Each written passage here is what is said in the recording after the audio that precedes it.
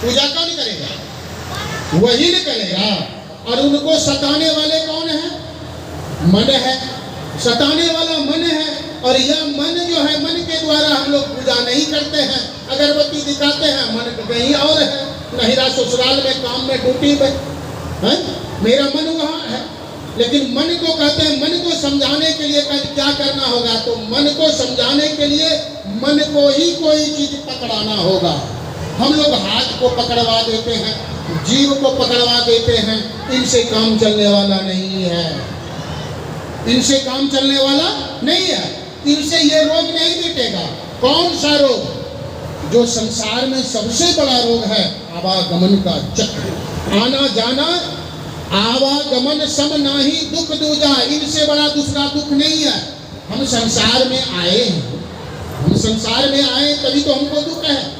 हमने जन्म लिया तभी तो हमको दुख है। नाना प्रकार के कुत्ता गधा आदि शरीर में हम लोग चले जाते हैं।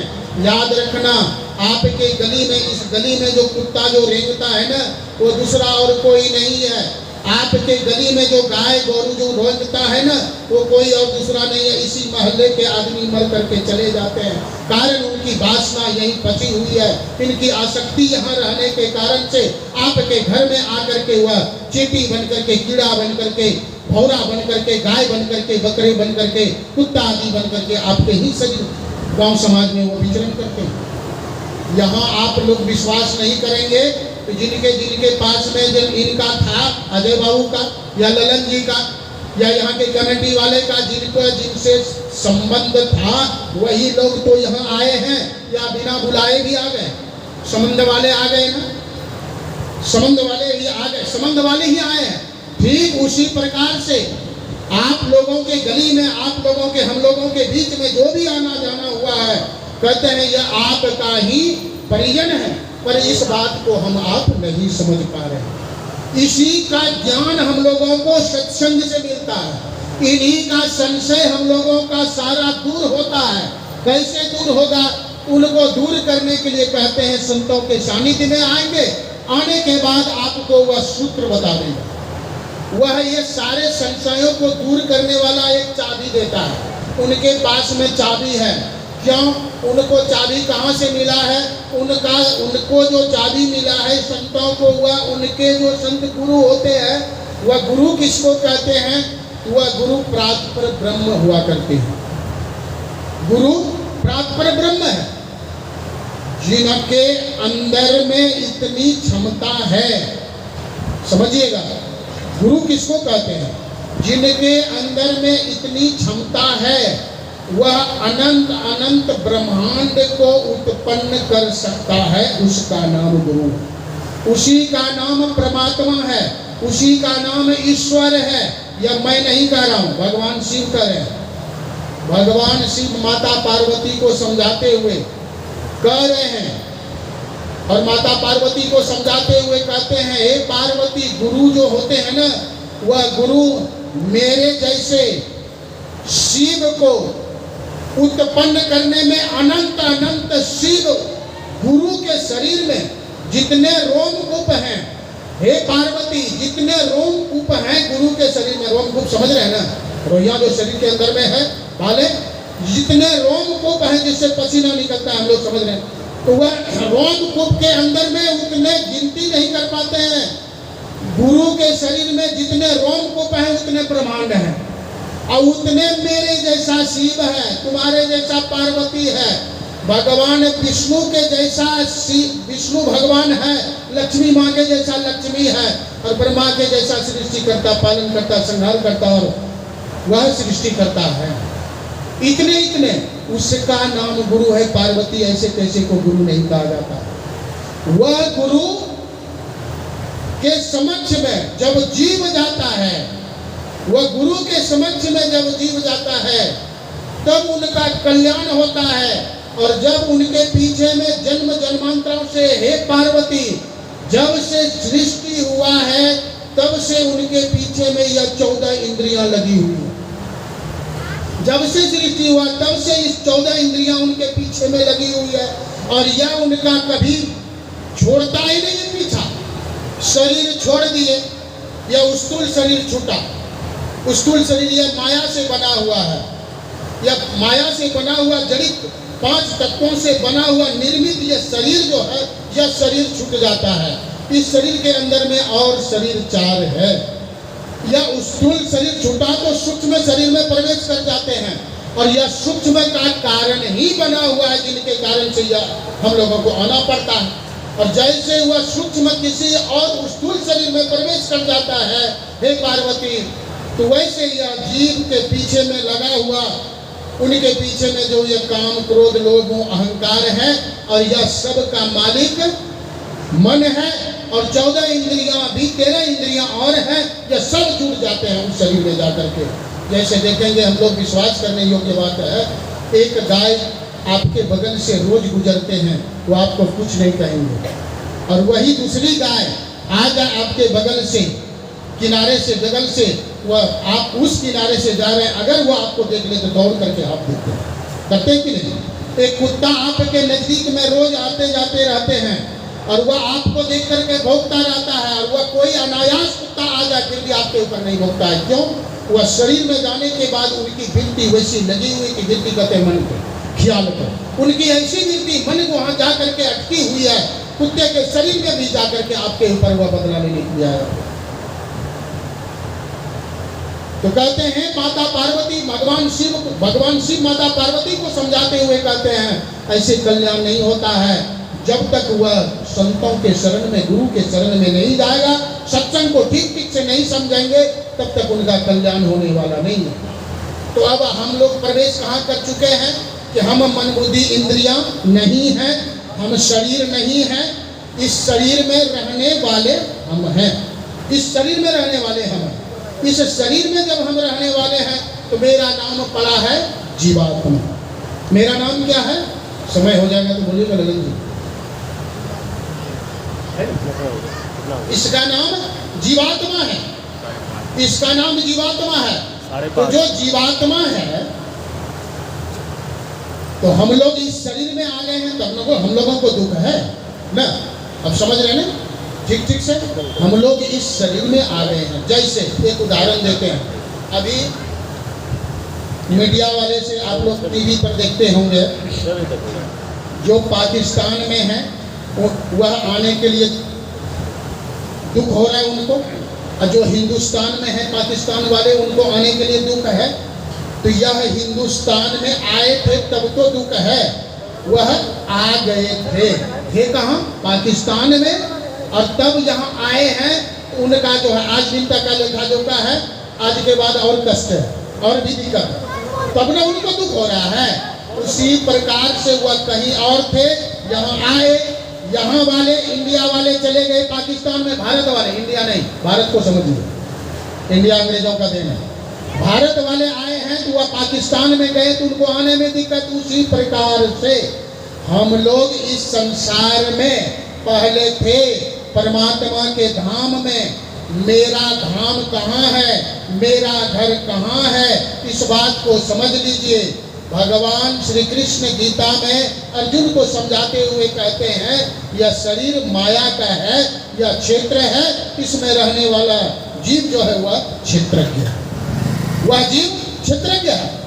उसी प्रकार से हम लोगों को समझना है कि यह जो जीव है इस संसार में, याद कर हे मानव, याद कर, यह संसार तेरा घर नहीं, तो 4 दिन रहना यहाँ। याद कर स्वराज्य का निष्कंटक स्वराज्य जहाँ, याद कर अपने राज्य का स्वराज्य निष्कंटक जहाँ। फिर काहे की चिंता, मेरा यह देश नहीं है। एक दिन जैसे हम लोगों का पूर्वज मर मर करके चले गए, उसी प्रकार से एक दिन इस संसार और शरीर को छोड़ करके हम लोग जाएंगे। जब इस संसार और शरीर छोड़ करके हम लोग जाएंगे तो वहाँ पूछेंगे कुशल कमैया, वहाँ पूछेंगे क्या आपने हिसाब किताब लाया, क्या कहेंगे आप, क्या कहेंगे? एक दिल्ली में, एक बिहार में, एक कश्मीर में, एक पाकिस्तान में, एक चंद्रमा पर घर बना के आए हैं और इसी में आपको सदगति देगा, देगा जी? हिसाब मांगेगा वहाँ चित्रगुप्त, समझ रहे हैं? हिसाब मांगेगा तो क्या दीजिएगा? यही दीजिएगा, हो गया। विद्यार्थी पढ़ने वाले और जाकर के बहना जो है वह जाकर के बच्चियां जाकर के कहे मैं सब्जी बनाने में टॉप हूँ, हो जाएगा पास, कलेक्टर पास हो जाएंगे, कलेक्ट्रेट होगा जी। अब भैया लोग कहेंगे मैं मकान वाले में 1 नंबर का हूँ, इंजीनियर में पास कर देगा कि जो वहाँ का विधि व्यवस्था है उसके हिसाब से आपको रिजल्ट लिखना होगा, उत्तर देना होगा, तभी आपकी पास होगी वहाँ, तभी आपका रिजल्ट निकलेगा और तब उसके हिसाब से आपको डिग्रियां प्राप्त करेंगे, उसके हिसाब से नौकरी दी जाएगी। ठीक उसी प्रकार से जब हम ये संसार शरीर छोड़ करके जाएंगे, कहेंगे कि हम इतना पूजा पाठ नियम अनुष्ठान किए, ठीक है, तो कहेंगे किनका पूजा किए, तो चलो आपका अगर आपने पूजा किए हैं तो 7 प्रकार के, शुरू में इसी करके बता दिए थे हमने, 7 प्रकार के देवलोक में देवताएं होंगे। चलो आपने पूजा कर लिया तो 7 प्रकार के देवता में 1 प्रकार के देवता के पास में गए और देवता के पास में जाकर के आपका क्या होगा, वहां दुख मिटेगा, वहां दुख मिटेगा। समझिएगा, हम लोग जो देखते हैं अभी नौकर को जितना दुख नहीं हो, राजा से नौकर से, समझिए नौकर से अधिक उनके मालिक को सुख है।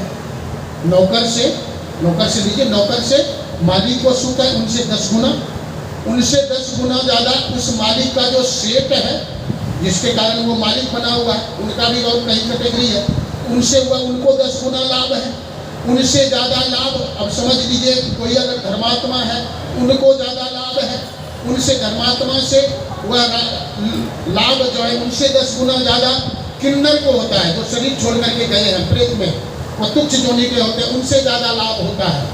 वह किन्नर को है, किन्नर से ज़्यादा लाभ होता है दैत्य को, दैत्य से उनसे ज़्यादा सुख होता है, क्योंकि वह दैत्यों को, राक्षसों को ऐसा है कि वह कहीं प्रकट होकर के कुछ भी खा सकता है, इनसे ज़्यादा लाभ होता है।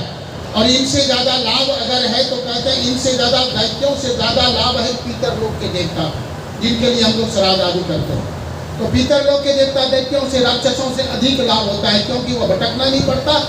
आपके पूर्वज हम लोग जो है पुत्र पौत्र के रूप में है, उनका अनुष्ठान करते हैं और उनका व्रत पूजा अनुष्ठान में उनको अधिक से अधिक दान दे करके उनको तृप्त करते हैं, उनको आना नहीं पड़ता, भटकना नहीं पड़ता और उनको लाभ मिलता है, वहाँ लाभ मिलता है। इससे ज़्यादा लाभ कहाँ है?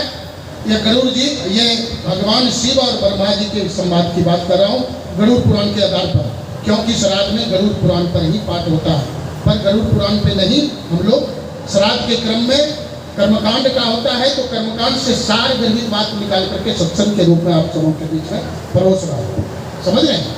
तो वह भगवान शिव का, भगवान ब्रह्मा जी कहते हैं भगवान शिव को, यह उनसे ज़्यादा लाभ है, उन देवताओं से ज़्यादा लाभ है अग्निदेव को, वरुण देव को, पितर देव से, वरुण देव को ज़्यादा सुख है, उनसे ज़्यादा सुख है इंद्र को, राजा इंद्र को, इंद्र से ज़्यादा सुख है ब्रह्मा जी को, ब्रह्मा जी से ज़्यादा सुख है भगवान विष्णु और भगवान शिव।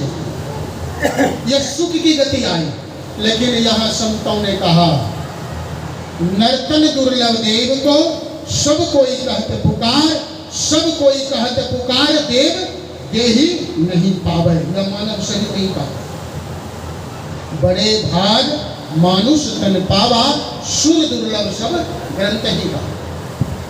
वह देवताओं को यह मानव शरीर दुर्लभ है, कहते हैं इन सबों से सुख अगर कहीं है तो वह मनुष्यों के जीवन में है। तब मनुष्यों के जीवन में सुख मिलने वाला है जब वह संतों के शरण में आ जाए और अपने आप को जाने, अपने आप को जाने, तब उनको सुख मिल सकता है। ये सारा जितने सुख भगवान शिव को नहीं, जितना सुख भगवान ब्रह्मा को नहीं, जितना सुख इंद्र को नहीं, जितना सुख जो है वह भगवान विष्णु को नहीं है, पार्वती, ये भगवान शिव को समझाते हुए कहते हैं ब्रह्मा जी ने कि इतना सुख नहीं है जितना कि संतों के शरण में जाने के बाद और गुरु के सानिध्य में बैठने वाले साधक को और सत्संगियों को और गुरु को हुआ है। ये सबसे बड़ा सुख है, इसमें इसको सुख मिलता है। तो जब इसको सुख मिलता है, यह सुख को भोगने वाला कौन है जी? और दुख को भोगने वाला कौन है? दुख और सुख को भोगने वाला कौन है?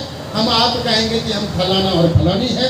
इसका निष्कर्ष कर दिए हैं हम कि यह जो है हम फलाना और फलानी शरीर के आकृति के कारण, शरीर की वेशभूषा के कारण, शरीर के कारण हम लोग आज फलाना और फलानी है। नाम के कारण नहीं, नाम के कारण नहीं। नाम तो आज यहाँ आपका नाम धनंजय है, गांव में कुछ और नाम है ना। कोई नाम देखते हैं ना, बदल देता है। यहाँ मारकाट हो गया या यहाँ कहीं कोई चीज़ गलती हो गया है, अब भेष नाम बदल करके भेष बदल लिया, दूसरे जगह शरीर तो वही रहता है, आदमी वही है, दूसरे जगह नाम जा करके बदल लेते। नाम हुआ अपना राजपाट चलाते हैं वहाँ, तो नाम से मतलब नहीं है। ये नाम जो है हम लोगों को जबरदस्ती थोपा हुआ है, याद कर लीजिए, जबरदस्ती है। कोई कहिएगा कि नहीं प्रेम से दिया है, तो मैं इस बात को आप लोग को उदाहरण देता हूँ। जब बच्चे बड़े जन्म लेते हैं, बड़ा होने लगते हैं, तो वह कहते हैं ऊ ऊ ऊ ऊ करते हैं ना, तो कहते हैं ये मामा है, ये फूफा है, ये दादा है, ये नाना है, ये राम है, ये भरत है, ये लक्ष्मण है, ये शत्रुघ्न है, ये पप्पू है, ये राजू है, ये गीता है, ये सीता है। और जब बड़े होकर के वह व्यक्ति पूछे, वह बच्चा पूछेंगे, चाहे लड़की हो या लड़का, वह बच्चे पूछेंगे कि ये तो राम है, ये लक्ष्मण है, ये भरत है, ये शत्रुघ्न, ये गीता, ये रीता है, मैं कौन हूँ? उसके पहले उसके ऊपर बिना पूछे उनका थोपा हुआ नाम है, ललन जी है या भोला जी। आपने मांगा था नाम, आपने नाम लिया था, लिखवाया था, या भगवान ने आपके लिए खाता में लिख दिया है? पहले लिखा हुआ है, यह नाम आपका नहीं है, यह किसी का जबरदस्ती दिया हुआ नाम है, और इस नाम को लेकर के हम लोग चल रहे हैं। तो आप नाम भी नहीं है, आप नामी हैं। आप क्या हैं? नामी है। इस शरीर के अंदर में रहने वाले हम हैं।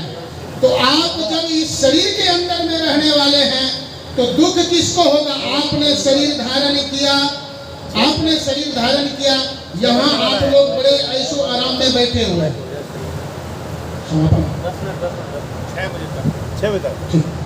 तो हम लोग यहाँ आए हुए हैं किस लिए? हम लोग किस लिए आए हुए हैं? यहाँ सत्संग सुनने के लिए। यहाँ से अगर हम अलग हट जाते हैं तो हमारी दशा क्या होगी? इस गर्मी से हम लोग, इस ठंडी से हम लोग दूर चले जाएंगे, तो इसे आपको न दुख होगा, आप ही को न दुख होगा। इसी को हम लोग मान बैठे हैं, कहते इससे मानने से नहीं होगा। आप इस बात को मानिए कि हम जीवात्मा है। यहाँ से श्राद्ध के क्रम में सत्संग शुरू हुआ, यहाँ से अब प्रैक्टिकल शुरू है। बात को समझिए। यह इस बात को अगर यह 10 मिनट का जो कार्यक्रम अभी चलेगा, इस बात को अगर जीवन में धारण कर लें, इस बात को अगर जीवन में हम लोग समझ लें, तो हमारा यह वह लोक को प्राप्त हो जाएंगे जहाँ की भगवान इंद्र का भी पहुँच नहीं है, वहाँ तक मेरी पहुँच होगी। इस बात को अगर समझ लें तो हम समझे क्या? हम जीवात्मा है। जब जीवात्मा है और यह मन के फेर में पड़ गया है, तो मन को ही समझाने के लिए हमें पूजा करना होगा ना। हम लोग मन को समझाने के लिए पूजा नहीं करते हैं, हम लोग अपने रोग को मिटाने के लिए पूजा करते हैं। तो मन को समझाने के लिए हमें क्या करना होगा? पूजा। वह मन क्या जपता है? तो मन को समझाने के लिए उनको मंत्र देता है, चाबी है, वह गुरु मंत्र है। समझिए, उसका नाम गुरु मंत्र है, वह चाबी है। वह किसके पास में जाने के लिए चाबी है? वो परमात्मा के पास में जाने के लिए चाबी। उस गुरु मंत्र को जप करेंगे। जब उस गुरु मंत्र को जप करेंगे तो गुरु मंत्र से होता क्या है? यह जीव के ऊपर, आप जो शरीर के ऊपर नहीं, समझिए, शरीर का रोग नहीं, जीव का, जीव के अंदर में जो मन पड़ा हुआ है, हम लोग को अगर कोई रोग हो जाए, कोई सा भी माथा में दर्द हो जाए, तो क्या कहिएगा? किसी का फोन आ जाएगा तो क्या कहते हैं? आज हम नहीं जा पाएंगे। अजय बाबू का फोन गया और कहेंगे आज हम नहीं जा पाएंगे। क्यों? मन खराब लग रहा है। क्या खराब? सर में दर्द है, पेट में दर्द है, लेटरिन हो रहा है ना, बुरा हो गया है, और कहते क्या है? मन खराब है। लगा किसको रोग? मन को। लेकिन इलाज मन को करते हैं, मन दवाई खाता है कि उसको मुँह है? ये शरीर को लोग लगा है। तो शरीर के लिए आज दिन तक हम लोग इलाज करते हुए आ रहे हैं, इसलिए करके हम लोगों का दुख नहीं जा रहा। अब मन के पीछे में लगा हुआ है, मन के इलाज करने के लिए लगाइए, वह मन का इलाज संत बताते हैं, तब सारे दुखों का इलाज हो जाएगा, सारे रोगों का इलाज हो जाएगा। मन स्वस्थ रहेगा।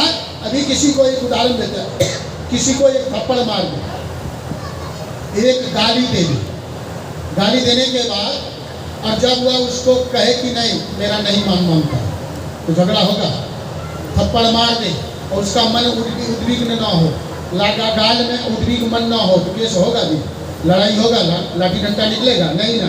तो मन ही गड़बड़ करता है, मन को ही दुख होता है। तो कहते हैं मन को लगा दीजिए भगवान के चरणों में। इस मन को कहाँ लगा दीजिए? भगवान को चरणों में, हाथ को नहीं, पैर को नहीं, मन को लगा दीजिए भगवान को चरणों में। दूंगा गुरु मंत्र नाम है। गुरु मंत्र का नाम का कबीर साहब कहते हैं गुरु धोबी शिष्य कपड़ा साबुन सृजनहार सूरत शिला पे बैठ के धोए तो मैल निश्चत अपा। यह मैल कहाँ से निकले? मन के ऊपर रोग लगा हुआ है तो कहते हैं बाबा मैल निकलेगा, उसी रोग का नाम मैल है। जो मैल क्या है? वो आवागमन का चक्र है और इसके अंदर में नाना प्रकार के, जब से सृष्टि हुआ तब से इसी धरती पर हम लोग हैं और जब इस धरती पर हम लोग हैं तो नाना प्रकार के कर्म करते हैं और नाना प्रकार के कर्म करने के कारण से वही पाप लगा हुआ है, जिनके कारण से निज कृत कर्म भोग सुनु भ्राता। हे भाई, यह किसी का दिया हुआ दुख नहीं है, किसी का दिया हुआ रोग नहीं है, यह अपने ही कर्मों का दुख और रोग है। तो जब अपने ही कर्मों का दुख रोग है तो इनके लिए अब मन को समझाना है। गुरु धोबी है, गुरु धोबी बन करके बैठा हुआ है, इसी का नाम प्राप्त ब्रह्म है। यही एक मिटाने वाला है उस रोग को। या धोबी बन करके बैठा हुआ है और मन जो है वह अभी जीव को पकड़ करके मन बना हुआ है और उसको कहते हैं वह कपड़ा है और जन्म जन्मांतरों से मन के कारण ही रोग लगा। तो जो आपके नाना प्रकार के दुख है, जो आने वाला दुख है, जो और भी बचा हुआ है, वह सब रोग मिटेगा। कैसे? उनके लिए साबुन की जरूरत है। जब कपड़ा बन गया या जीव तो उनके लिए साबुन चाहिए ना। तो साबुन का नाम है साबुन सृजनहार, अर्थात परमात्मा, काली का, दुर्गा का, भगवती का या राम का, कृष्ण का या गुरु जो समर्थ होते हैं। परमात्मा भगवान शिव माता पार्वती को समझाते हुए कहते हैं हे पार्वती, गुरु गीता में लिखा हुआ, पढ़ के देखेंगे आप लोग, सर्च करेंगे तो आपको मिल जाएगा मोबाइल पर ही, गूगल देवता आपके पास में मिलेगा आपको। तो कहते हैं उसके पास में हे पार्वती, गुरु अगर कोई भी मंत्र उठा करके दे दे वह गुरु मंत्र होता है और जब वह गुरु मंत्र के द्वारा जब साधक करता है तो वह जन्म जन्मांतरों के पाप मिट सकते। वही साबुन सृजन आ रहा है। सूरत मतलब ख्याल को कहते हैं। ख्याल से उनको जप करेंगे तो वह जन्म जन्मांतरों के पाप मिटेगा। जब जन्म जन्मांतरों के पाप मिटेगा, अब पाप मिटने के बाद हम चाहते किसको है? अब जब हम स्वस्थ होने लगेंगे, जब हम स्वस्थ होने लगेंगे, डॉक्टर के पास में हम गए इलाज कराने के लिए, तो जब स्वस्थ हो गए तो हम कहाँ आने के लिए चाहते हैं? अपना घर। तो अपना घर का कोई परिजन जिन्होंने लेकर के गया है उनको खोजते हैं। उसी प्रकार से हम जब स्वस्थ होने लगे तो जब मन चंगा हो गया, अब बिल्कुल चंगा का मतलब उछल कूद नहीं, अब यहाँ चंगा का मतलब साफ सुथरा मन हो गया है, तो वह खोजता है वह नामी जो था, जिसका नाम हम जप कर रहे थे, वह भगवान का नाम दिया था, उसका भी हम लोगों को लेखा जोखा करनी चाहिए। उनका खोज करते हैं, उन्हीं का नाम ध्यान है, उन्हीं का नाम मानस ध्यान है, उनका नाम मानस ध्यान है। तो मानस ध्यान में वह किसी मूर्ति का दे देता है। जैसे संत मत वाले हैं, जिसको राम का मंत्र देंगे तो राम का मूर्ति दे देते हैं। तो राम का जो मूर्ति देते हैं उनका सहारा उनका चित्र, वह चित्र नहीं है। ये जो देख रहे हैं ना, ये चित्र नहीं है, यह इनका चरित्र है। इनके अंदर में चरित्र कहते हैं गुण को, रहस्य को। इनका चरित्र का पूजा होता है, चित्र का पूजा नहीं हो रहा है, चरित्र का। इन्होंने ऐसा चित्र का चरित्र को बनाया। हम कहते हैं कि अगर राम का समझना है, संत मत वाले खुलासा कर देते हैं, आज थोड़ी सी समय लग जाएगी तो कोई दिक्कत नहीं, समझिएगा 2-4 मिनट। तो ये खुलासा कर देते हैं, कहते हैं भगवान हम लोगों के पास में, खुद हम भी असमंजस में, सबको ही पड़ जाते हैं पहले असमंजस में। भगवान राम का हम नहीं, उनका नहीं, हम ध्यान करते हैं, गुरु महाराज का ध्यान करते हैं, हम कृष्ण का ध्यान नहीं करते, हम भगवान शिव का ध्यान नहीं करते हैं, वह आदि देवता कहलाते हैं, उनका ध्यान नहीं करते। तो समझने वाली बात है। इनके चरित्र के अंदर में रहस्य क्या है? या जब घर से निकले इनको एक ही लक्ष्य था, ईश्वर की प्राप्ति, सदगुरु पर अचल विश्वास, पूर्ण भरोसा और अपने अंदर में ईश्वर की प्राप्ति का। यह ईश्वर प्राप्ति करने के लिए गए थे। और राम जब इस धरती पर आए, राजा के घर में जन्म लिए, समझिए, राजा के घर में जन्म लिए, धनुषधारी हो गए, किसी चीज की संकट नहीं, 14 वर्ष का वनवास हो गया। ऐसा अगर राम का ध्यान करते हैं, अगर आपको 14 वर्ष का वनवास, 2 वर्ष का वनवास घर से निकाल दे तो कौन कौन सहन करिएगा? आप डॉक्टर बनना चाहते हैं तो डॉक्टर के पास में जाएंगे, जो डॉक्टर को सहना पड़ता है, भूखा रहना पड़ता है, आपको रहना पड़ेगा, तभी आप डॉक्टर बन सकते। इंजीनियर के पास में जाएंगे, जैसा इंजीनियर को पढ़ाई जितनी कष्ट होती है उतना कष्ट आपको सहना पड़ेगा, तभी आप इंजीनियर बन सकते हैं। अगर राम बनना चाहते हैं, इसलिए करके गुरु ने, संतों ने खोज करके निकाला, अगर राम बनना चाहते हैं तो राम के जैसा दुख भी सहना होगा। कौन कौन दुख सहने के लिए तैयार है बोलिए तो? राम का हम भक्ति करेंगे, राम का मंदिर बना करके राम का नाम लेंगे, पूजा करेंगे, हर हमेशा माला जप करेंगे। कौन सुदामा बन करके बैठे हुए हैं जो 7 दिन तक भूखे भी रहेंगे, राम का नाम जप करेंगे? हाथ उठा के दिखाइए तो, है कोई? कोई नहीं है। इसलिए करके संतों ने कहा, मेरा लक्ष्य, गुरु का लक्ष्य रहता है परमात्मा प्राप्ति का। अगर तुम मेरा ध्यान करोगे, तुम्हारा एक ही लक्ष्य है परमात्मा प्राप्ति का, संसार का सुख का नहीं, क्योंकि राम ने सुख भोगा है, तुम भी सुख चाहोगे। राम का अनुकरण करोगे तो तुम्हें भी अनुकरण करना होगा। तुम सुख भोगोगे, तुम्हें सुख है नहीं। तुम राजा का बेटा कहलाना चाहोगे, राजा का बेटा हो नहीं, तुम भिखमंगे का बेटा हो, भिखारी हो, तुम जैसे तैसे। इसलिए उनका पूजा में विघ्न है, वहां विघ्न है। समझने की बात है, थोड़ी महीनी बुद्धि और दिमाग से समझिएगा तब वहां विघ्न आता है। इससे हम खुलासा अगर निकल जाए तो हमारे गुरु के पास में, गुरु ने एक ही लक्ष्य रखा है, ईश्वर की प्राप्ति करनी है हमें, ईश्वर की प्राप्ति करनी है। अगर हम भगवान कृष्ण का हम करते हैं अनुकरण, उनका अनुष्ठान करेंगे, उनका पूजा करेंगे, कितनी कष्ट है उनकी माँ को, हमारी कष्ट अगर माँ को हो जाए, मेरे जन्म से पहले दुख होगा तो हम लोग सहन कर पाएंगे? नहीं कर पाएंगे। वह प्राप्त ब्रह्म की वही है जो कृष्ण है, जो राम है, जो शिव है, जो काली है, जो दुर्गा है, 33 करोड़ देवी देवता आदि जितने भी हम लोग जानते हैं, उनके भी जो परे है वह प्राप्त ब्रह्म, साक्षात ब्रह्म के रूप में, मनुष्य रूप में यह गुरु है। इसलिए करके कहते हैं, जब इनका अनुकरण करेंगे तो यह ध्यान करेंगे तो यह चरित्र इनके अंदर में, वह चरित्र आपके अंदर में, इनके अंदर में क्या चरित्र है? शक्ति है। क्या शक्ति है? दुख सहने की शक्ति है। इनके अंदर में सुख में ठुकराने की शक्ति है, सुख पर ये राज नहीं करते, ठुकराने की शक्ति है, सम रहने की शक्ति है, इसमें जो है ताप में, धूप में भीगे प्यासे रहने की शक्ति है। आपको भी अंदर में शक्ति होगा, और यह शक्ति के कारण से ये ध्यान किया है, आपकी विश्वास बढ़ेगी। ध्यान में हम बैठे हुए हैं घंटों, जैसे ये बैठे हुए घंटों, ये राजपाट नहीं चलाते भगवान श्री कृष्ण की तरह, भगवान राम की तरह राजपाट नहीं चलाते, ये एक ही काम करते हैं, बस ध्यान है मेरी। आपकी दशा भी वही होगी परमात्मा प्राप्ति की। चलते फिरते उठते बैठते आप ध्यान की केंद्र में घुसेंगे, चलते फिरते मंत्र जप में आप चलेंगे। उसके बाद है, अब चलिए, अब ये इसकी लास्ट ध्येय क्या है? हम अपने आप को भूल जाना है। शौक मिलने की तो कर खिदमत फकीरों की, ये जौहर नहीं मिलता अमीरों के खजाने में, यह जौहर अमीरों के खजाने में नहीं मिलता है। कहता अमीर की खजाना को छोड़ दो और चलो संतों के खजाने में। कौन? संत के पास में वह अमीरी बाहर की अमीरी नहीं है, उनके पास में भीतर की सच्चाई है। वह राम के पास में हमेशा रहते हैं, वह कृष्ण के समीप हमेशा रहते हैं, वह कृष्ण की छत्र छाया में हमेशा रहते हैं। कौन? वह जब साधक अपने अंदर में चलता है। अब कृष्ण और राम और आदि आदि जितने देवी देवता हैं, और आपका स्वरूप क्या है? क्या है? वह है ज्योतिर्मय प्रकाश से लिया गया। ज्योतिर्मय तमसोरमा ज्योतिर्गमय, मैं तम मंडल में हूँ, अंधकार मंडल में पड़ा हुआ हूँ। अब कहते हैं टुकटुकी लगा करके सीधा आंख बंद करके अंधकार में तुम देखते रहो, देखते देखते देखते वह अंधकार फट जाता है।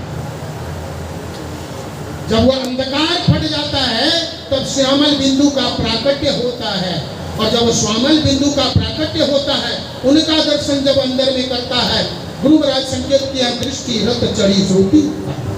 वह दृष्टि के रथ पर चढ़ करके, यह मन जो है अब मन नहीं है, यह मन पलटे सूरत का हवे, यह सूरत से अपनी यात्रा शुरू करते हैं। दृष्टि रथ श्रुति अर्थात वह सूरज जो है आगे की यात्रा में तैयारी कर। वो जब आगे की यात्रा जाते हैं तो वहाँ आकर के सभी देवी देवता खड़े होते हैं। आप जिस जिस देवी देवता का नाम जानते हैं, भीतर में संत कबीर साहब कहते हैं, रूपा पानी रूप दिखलावे, सोना पानी तू तरसावे। अंदर में आकर के अभी आपका प्रकाश में गए नहीं है, प्रकाश आने वाला है। अब आपके सामने में 33 करोड़ देवी देवता आकर के आपके सामने में हाथ जोड़ते हैं और कहते क्या है कि आप मेरे सिंहासन पर चले, आप इस योग्य हो गए हैं। लेकिन कबीर साहब ने कहा, सात तरोई मंगल गावे नाचे बालम किया। सात तोरई, सात तोरई का मतलब हम लोग परवल जानते हैं, ये नहीं, तोरई का मतलब परवल को जानते हैं, लेकिन यहाँ नहीं कहा गया। आपके शरीर के अंदर में तीन को हम लोगों को दिखाई देता है।